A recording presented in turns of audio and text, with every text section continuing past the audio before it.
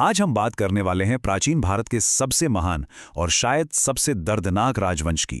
एक ऐसा साम्राज्य जिसने पूरे उपमहाद्वीप को एक धागे में पिरोया और फिर देखते देखते किसी ताश के महल की तरह बिखर गया। चलिए इतिहास के इन पन्नों को पलटते हैं। सोचिए, 321 ईसा पूर्व से पहले का भारत, एक बिल्कुल बंटा हुआ अशांत और अराजक इलाका। एक तरफ सिकंदर के आक्रमण का खौफ और दूसरी तरफ नंदवंश के क्रूर शासन से त्रस्त जनता। तो सवाल ये उठता है कि आखिर इस बिखरी हुई जमीन पर इतिहास का सबसे शक्तिशाली साम्राज्य खड़ा कैसे हुआ, और उससे भी बड़ा सवाल, वो मिट्टी में कैसे मिल गया। ये कहानी सिर्फ सत्ता की नहीं है, ये रक्तपात, बदले और शांति की एक महागाथा है। तो सबसे पहले बात करते हैं इस साम्राज्य के उदय की और उस मकसद की जिसने इसकी नींव रखी। इस साम्राज्य की नींव किसी आलीशान राजमहल के आराम में नहीं रखी गई थी। असल में इसकी शुरुआत हुई थी अपमान और प्रतिशोध की दहकती आग से। एक बार इस विशाल विस्तार को देखिए, अफगानिस्तान से लेकर बंगाल तक। ये कोई छोटी मोटी जीत नहीं थी, पर इतने बड़े साम्राज्य का विचार आया कहां से? इसके पीछे एक बेहद कुशाग्र दिमाग था, एक ऐसी शख्सियत जिसे दुनिया चाणक्य या कौटिल्य के नाम से जानती है। कहा जाता है कि सम्राट धनानंद ने चाणक्य का उनकी वेशभूषा के कारण भरी सभा में अपमान किया और उन्हें बाहर फेंकवा दिया। बस वही वो पल था जब गुस्से में आकर चाणक्य ने नंद वंश को जड़ से उखाड़ने की कसम खा ली, और इसी बदले की आग में उन्हें मिला एक अनाथ बच्चा जो अपने दोस्तों के साथ राजा बनने का खेल खेल रहा था और अपराधियों को सजा सुना रहा था। वो बच्चा और कोई नहीं, चंद्रगुप्त था। चाणक्य ने उसमें एक भावी सम्राट देखा और रसायन विद्या और अपनी गहरी कूटनीति के दम पर एक पूरी सेना खड़ी कर दी। लेकिन सच कहूं तो कामयाबी रातों रात नहीं मिली। शुरुआत में उन्होंने एक बहुत बड़ी रणनीतिक भूल की। उन्होंने सीधे साम्राज्य के सबसे सुरक्षित हिस्से यानी राजधानी पर हमला कर दिया और बुरी तरह हार गए। पर कहते हैं ना, सबक कहीं से भी मिल सकता है। छिपते हुए भटकते समय उन्होंने एक माँ को अपने बच्चे को डांटते हुए सुना। बच्चा गरम खिचड़ी को सीधे बीच से खाने के चक्कर में अपनी उंगलियां जला बैठा था। माँ ने कहा, तुम चंद्रगुप्त जैसी मूर्खता कर रहे हो जो किनारों के बजाय सीधे बीच में हमला कर रहा है। ये एक ऐतिहासिक टर्निंग पॉइंट था। चाणक्य और चंद्रगुप्त को अपनी गलती समझ आई, रणनीति बदली गई और अब उन्होंने पहले कमजोर सीमावर्ती गांवों को जीतना शुरू किया। और यहां से शुरू होता है मौर्य साम्राज्य का अजेय सैन्य अभियान। नई रणनीति काम कर गई। एक ऐसी सैन्य मशीन तैयार हुई जिसे रोकना लगभग नामुमकिन था। सत्ता का सफर भी बड़ी कुशलता से आगे बढ़ा। 321 ईसा पूर्व में चंद्रगुप्त मौर्य ने नींव रखी। फिर 297 ईसा पूर्व में उनके बेटे बिंदुसार गद्दी पर बैठे, जिन्हें दुश्मनों का नाश करने वाला कहा गया। और अंततः 268 ईसा पूर्व में कमान आई महान अशोक के हाथों में। चंद्रगुप्त सिर्फ लड़ने में ही नहीं बल्कि डिप्लोमेसी यानी कूटनीति में भी माहिर थे।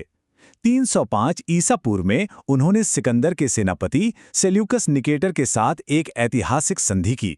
बलूचिस्तान से लेकर सिंधु तक का विशाल हिस्सा उन्होंने हासिल किया और बदले में यूनानियों को 500 हाथी दिए। इसके बाद उनके बेटे बिंदुसार ने आक्रामक रुख अपनाते हुए साम्राज्य को सुदूर दक्षिण में मैसूर तक फैला दिया। कलिंग को छोड़कर लगभग पूरा का पूरा भारतीय उपमहाद्वीप अब मौर्यों के अधीन था।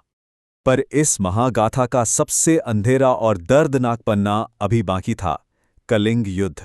2.5 लाख ये सिर्फ एक नंबर नहीं है। सोचिए, इस भीषण युद्ध में लगभग 1 लाख लोग गाजर मूली की तरह काट दिए गए, 1.5 लाख से ज्यादा विस्थापित हो गए और अनगिनत लोगों ने बाद में अपनी जान से हाथ धो लिया। कलिंग के स्वतंत्र और शांत लोगों पर हुआ यह हमला इतना भयानक था कि प्राचीन भारत के इतिहास ने इतना भारी रक्तपात पहले कभी नहीं देखा था। और इस हद तक हुए विनाश ने जीतने वाले की ही आत्मा को अंदर तक झकझोर कर रख दिया। 13वें शिलालेख में सम्राट अशोक के खुद के शब्द आज भी उनकी गहरी पीड़ा बयां करते हैं। देवताओं के प्रिय को अब कलिंग वासियों पर विजय प्राप्त करने का गहरा पछतावा है। ये बस एक राजा का दुख नहीं था, ये प्राचीन भारत में सैन्य विजय और रक्तपात के पूरे युग का अंत था। उस भयानक दिन के बाद अशोक ने साम्राज्य विस्तार के लिए कभी तलवार न उठाने की कसम खाई। और उस दिन के बाद शुरुआत होती है धम्म की, एक नए स्वर्ण युग की। ये इतिहास का एक बहुत बड़ा वैचारिक शिफ्ट था। एक तरफ था चाणक्य का अर्थशास्त्र, जिसमें शक्ति, कठोर कानून और जासूसों का निर्दयी जाल था, और दूसरी तरफ उभर कर आया अशोक का धम्म, जिसमें नैतिकता, करुणा, अहिंसा और धम्म विजय की बात थी। सत्ता की क्रूरता से निकलकर शांति और इंसानियत की तरफ बढ़ने का यह एक अनोखा सफर था। इस नए नैतिक प्रशासन का नतीजा क्या रहा? साम्राज्य में 40 से अधिक वर्षों तक अभूतपूर्व शांति और सामाजिक सद्भाव बना रहा। अशोक ने सिर्फ इंसानों के लिए ही नहीं बल्कि जानवरों के लिए भी चिकित्सा सुविधाएं खुलवाई। पूरे साम्राज्य में सड़कें, कुएं और विश्राम गृह बनाए गए। सजा देने वाले सिस्टम की जगह अब पूरी तरह से समाज कल्याण ने ले ली थी। प्रशासन की कार्यकुशलता और नैतिक जिम्मेदारी का ये संगम इतिहास में विरले ही देखने को मिलता है। लेकिन जैसा कि हम जानते हैं, हर सुनहरे दौर का एक अंत जरूर होता है। अशोक की मृत्यु के मात्र 5 दशकों के भीतर ही ये अजेय ढांचा चरमरा गया। आखिर क्यों? पहला कारण था कमजोर उत्तराधिकारी। अशोक के बाद कोई भी शासक उनके जैसा प्रभावशाली नहीं था। दूसरा, साम्राज्य की विशालता। इतने बड़े क्षेत्र को संभालना सैन्य और प्रशासनिक दोनों रूपों में लगभग असंभव हो चुका था। तीसरा कारण था आपसी बंटवारा, जिसने केंद्रीय नियंत्रण को पूरी तरह तोड़ दिया। और अंत में 206 ईसा पूर्व में बैक्ट्रियन ग्रीक आक्रमणों ने बची खुची कसर पूरी कर दी और बाहरी सीमाएं टूट गईं। इस पूरे घटनाक्रम से हमें इतिहास का एक बहुत बड़ा सबक मिलता है। इस महान साम्राज्य का अंत बेहद दर्दनाक और हैरान करने वाला था।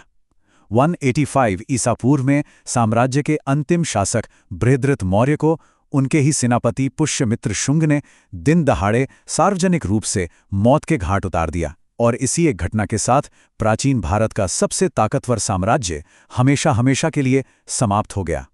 तो जो सबसे क्रूशल पॉइंट है वो ये है कि कोई भी शक्ति, चाहे वो कितनी भी बड़ी या विशाल क्यों न हो, हमेशा के लिए नहीं रहती। चंद्रगुप्त का विजय अभियान, चाणक्य की कूटनीति और अशोक का धम्म सभी समय की आंधी में विलीन हो गए। ये पूरी कहानी हमें ये सोचने पर मजबूर करती है कि आज के युग में जो साम्राज्य और सत्ताएं मौजूद हैं, उनमें से क्या है जो भविष्य में जीवित रहेगा। समय की इस कसौटी पर आखिर कौन सी विरासत खरी उतरेगी? इसे एक सवाल समझिए या इतिहास की चेतावनी। खैर, आज के इस विश्लेषण को हम यहीं विराम देते हैं। इस सफर में हमारे साथ बने रहने के लिए शुक्रिया। सीखते रहिए और विचार करते रहिए।